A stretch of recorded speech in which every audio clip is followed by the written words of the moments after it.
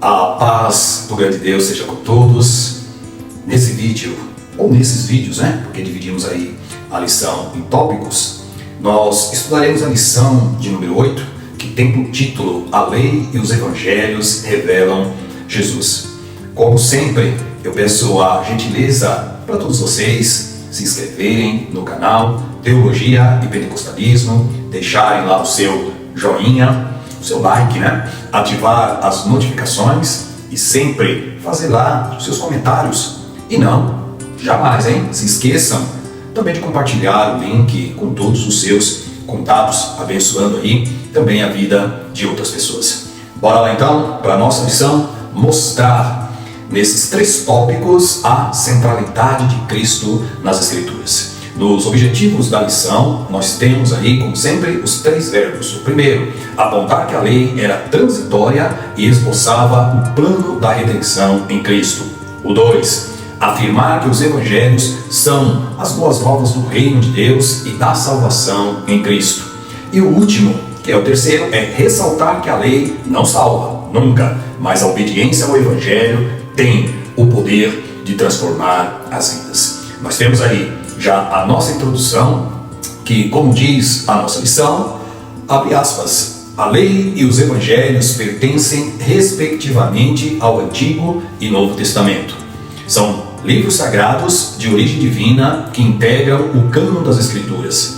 Possui igual autoridade, como regra de fé e prática, porém com funções distintas. Os preceitos e as narrativas da lei têm aplicação nos evangelhos. Fecha aspas. Então nós vamos ver que a lição de número 8 tem como objetivo demonstrar a centralidade de Cristo no Pentateuco. Na verdade, as escrituras do Velho Testamento, elas apontam para Cristo.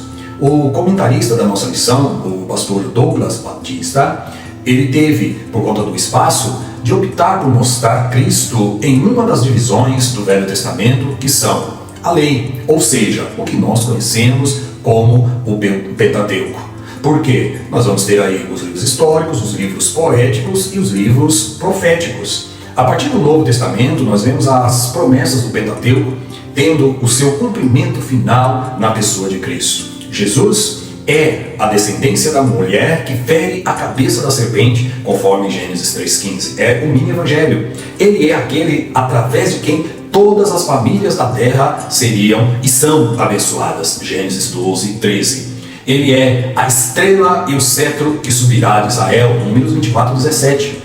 Mais do que isso, muitos heróis do Antigo Testamento têm sido vistos como tipificações de Cristo. Jesus, ele é o segundo Adão. Ele é o verdadeiro Israel, cuja vida resume a experiência da nação. Mas, sobretudo, Jesus é visto como o novo e superior Moisés. Assim como Moisés declarou a lei de Deus para Israel, Cristo Jesus, ele declara e incorpora a palavra de Deus para as nações. Assim como Moisés sofreu e morreu fora da terra, para que seu povo pudesse entrar, assim também o Filho de Deus morreu na terra, para que seu povo, a Igreja de Deus, composta de santos do Velho e do Novo Testamento, pudessem entrar no céu. Deve-se observar a glória de Deus no tabernáculo, que foi aí o ponto mais alto do Pentateuco, conforme temos lá em Êxodo 40, do 34 ao 38. Semelhantemente, o Verbo se fez carne e habitou entre nós, cheio de graça e de verdade, e vimos a sua glória. Da mesma forma que ele habitou no tabernáculo, ele se fez carne e habitou entre nós. O objetivo de toda a Bíblia é que os homens de todas as partes devem glorificar o Deus, cuja glória veio ao encontro deles. Deus, na pessoa de Cristo, se fez carne. Após ter perdido ou ser perdido lá no Jardim do Éden, esse objetivo reaparece por meio de Moisés, a caminho de seu cumprimento final através da pessoa de Cristo. O tópico de número 1 nos diz o Pentateuco, a lei de Deus. Vamos falar um pouquinho do Pentateuco, seu significado. O Pentateuco é uma palavra que se deriva de 2 termos gregos, penta, que é 5, e teukos, que é o quê? Um rolo de papiro. A junção desses 2 termos tradicionalmente significa 5 volumes, por isso penta. Portanto, a expressão Pentateuco sinaliza, corresponde, aponta para o conjunto formado pelos 5 primeiros livros do Antigo Testamento. O título desses livros corresponde à primeira palavra do texto hebraico e na língua portuguesa obedece à introdução do grego da Septuaginta. Então assim, Gênesis é o começo, que é a versão do hebraico Bereshit, do princípio. Êxodo é saída, versão no hebraico chamado Shemot.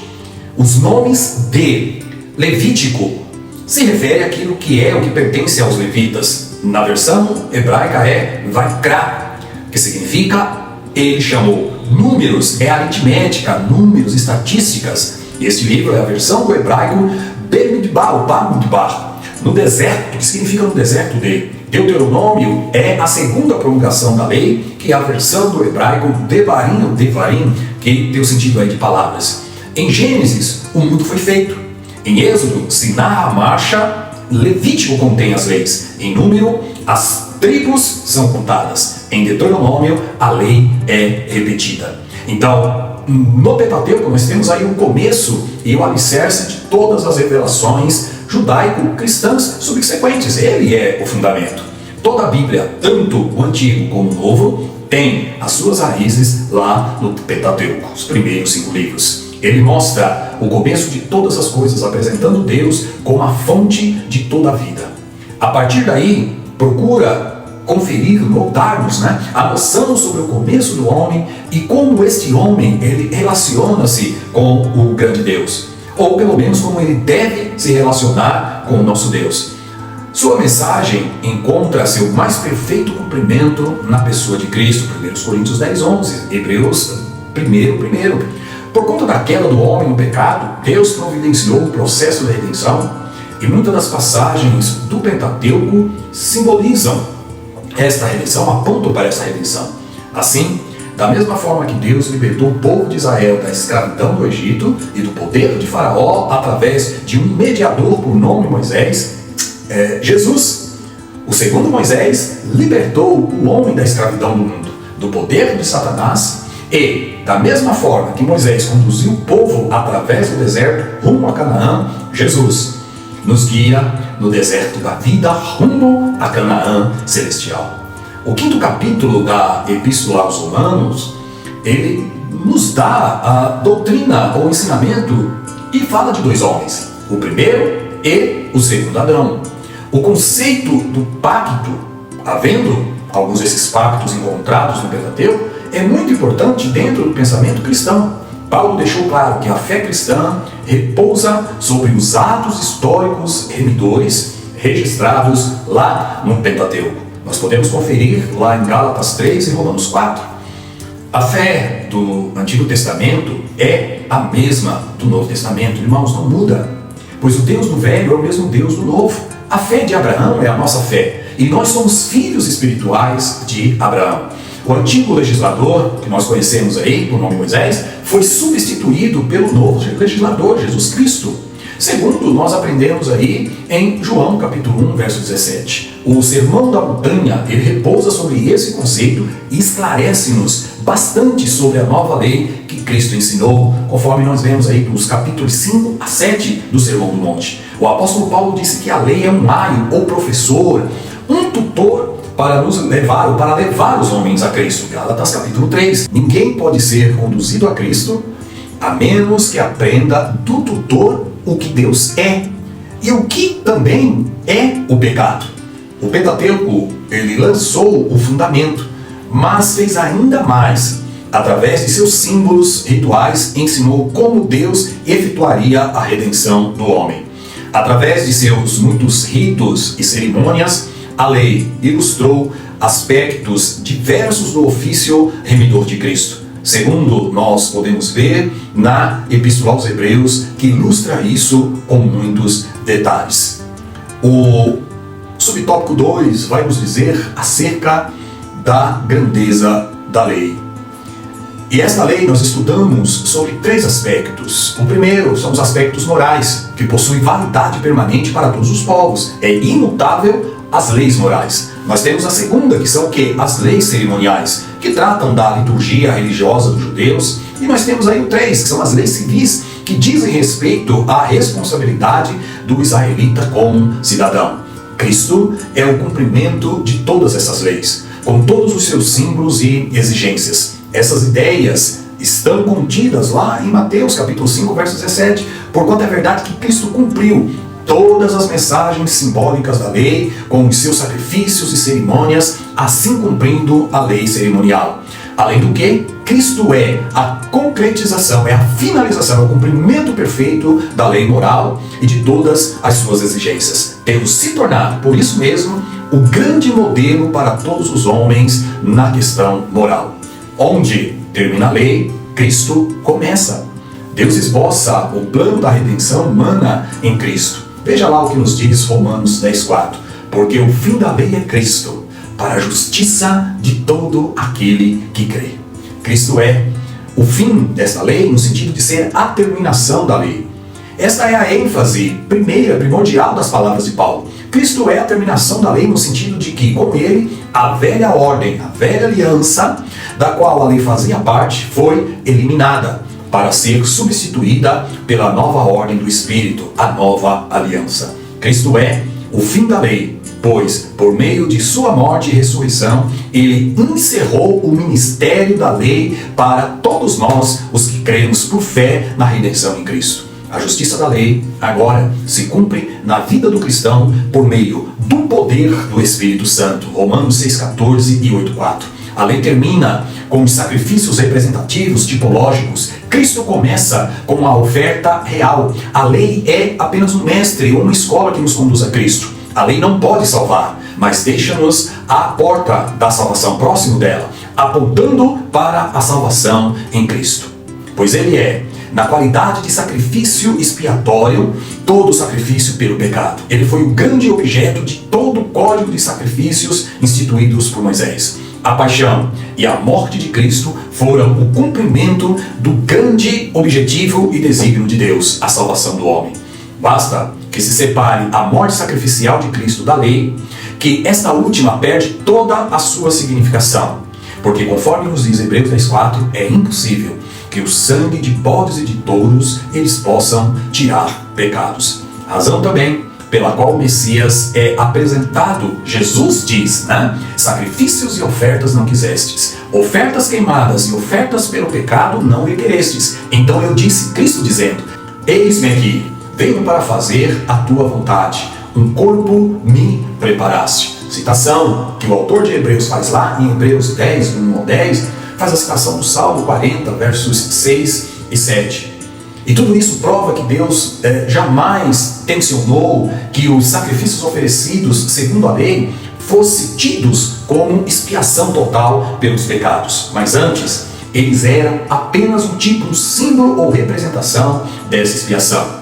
Mas a expiação mesma foi o sacrifício do nosso Senhor Jesus Cristo. Assim sendo, ele foi o fim da lei no tocante aos seus sacrifícios e cerimônias. E visto que os sacrifícios eram meramente uma forma de perdão de pecado, da justiça ou da justificação, Cristo é o fim desta lei cerimonial, sacrificial quanto a essa justificação de todo aquele que crê. Porque ele, pelo fato de ter morrido por causa das nossas ofensas e por ele ter ressuscitado visando a nossa justificação, ele estabeleceu a paz do homem com Deus através da cruz. Romanos 5, primeiro. Cristo, não precisa nem dizer, está muito acima da lei, pois ela apenas apontava para ele, conforme nós aprendemos aí em Romanos 3:21 e Gálatas 3:25, só para ficar nesses versos. Porque estávamos em Cristo, ou estamos em Cristo em sua morte e ressurreição, nós cumprimos nele todas as exigências da lei e todas as demandas da justiça da lei. Em Cristo, nós que cremos, cumprimos a lei. Por isso, aquele que crê em Cristo é justificado não por intermédio da nossa própria justiça, como os judeus eles imaginavam, mas pela justiça de Cristo imputada a nós. O nosso terceiro subtópico nos diz a lei e a fé cristã. A Escritura afirma que a função da lei ela era transitória, momentânea, Hebreus 10 primeiro. Ela foi dada para revelar o pecado e demonstrar a necessidade da graça, Gálatas 3:19. E assim serviu de aio, guia, condutor para nos conduzir à redenção em Cristo, conforme nós vemos em Gálatas 3:24. A lei encerrou a humanidade debaixo do pecado, Gálatas 3:22. Desse modo, ninguém pode ser salvo pelas obras da lei, Gálatas 2:16. Nesse aspecto, a obra de Cristo nos resgatou da maldição da lei, Gálatas 3:13, e nos deu vida mediante o Evangelho, 2 Timóteo 1:10. Cristo, o único sem pecado, cumpriu a lei e inaugurou a dispensação da graça, Efésios 3:2, Hebreus 4:15. Agora, livres da lei, ou glória, vivemos debaixo da graça divina, Romanos 6:14. E todo aquele que permanece em Cristo não vive na prática do pecado, conforme nos diz 1 João, o capítulo 3, o verso 6. A lei não pode produzir a salvação que supostamente seria adquirida pelo homem que a observasse minuciosamente, criteriosamente. Os crentes não estão debaixo da lei, a fim de observá-la e assim ganharem a salvação, em parte ou inteiramente. Os mandamentos cerimoniais da lei não são obrigatórios para os crentes. Se firme nesta palavra, tenha ela, nós não precisamos guardar as leis cerimoniais. E tudo quanto for alcançado no terreno da santidade em relação à lei, nós agora alcançamos através do Espírito Santo e não através do conceito legalista da lei. A santidade, ela vem através da comunhão do salvo com Deus mediante o Espírito Santo de Deus e não através de observação das regras cerimoniais da lei, como nós vemos aí algumas pessoas falando e ainda ensinando para que os crentes guardem a lei. O crente não está debaixo da lei, irmãos, como se esta fosse o guia e o condutor da vida. A lei, como princípio legalista que é, não presta um melhor serviço orientando e concedendo vitória sobre o pecado. Na vida diária, jamais. Nós só obtemos essa vitória através da regeneração produzida pelo Espírito Santo. Não se pode começar pela graça e terminar pela lei, jamais. Pois a graça também nos provê o padrão de conduta nossa, conforme nós podemos claramente verificar nas palavras do próprio Senhor Jesus em Mateus, o capítulo 5, os versos 21, 22, 27, 28, 33, até o verso 44. O trecho de Romanos 8:2 nos fala sobre a lei do Espírito, a qual opera em nós, e é através desse novo princípio que nós obtivemos e obtemos a vitória. Essa nova lei foi escrita em nossos corações, pelo que ela se torna em uma característica da alma e não um mero conhecimento mental. Deus a escreveu no nosso coração de carne. Nenhum ser humano, na realidade, foi jamais controlado inteiramente pelo princípio da lei.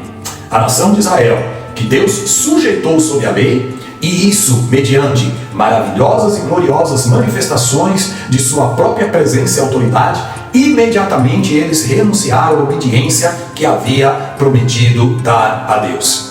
Ele mesmo declara, o nosso Deus, e isso repetidamente, que fomos tirados de debaixo do princípio da lei por causa da morte de Cristo. Agora estamos debaixo da graça e assim produzimos frutos gloriosos para Deus. Estar debaixo da lei é aceitar a obrigação de guardá-la e assim incorrer em sua maldição e condenação.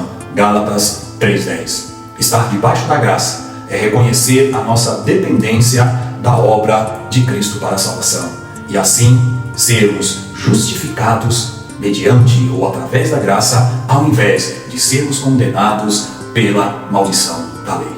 Assim chegamos à sinopse do ponto 1, que nos diz: a lei esboça o plano da redenção em Cristo. Pelos méritos da cruz de Cristo, nós fomos resgatados da maldição da lei. E por isso, damos glórias à graça e à misericórdia do nosso Deus. Assim encerramos esse tópico de número 1. Aguardo você no próximo vídeo com o nosso tópico de número 2, que vai dizer os Evangelhos, a mensagem de Cristo. Tópico 1, falamos do Pentateuco. Tópico 2, falaremos dos 4 Evangelhos que contêm explicitamente a mensagem de Cristo. Te aguardo lá.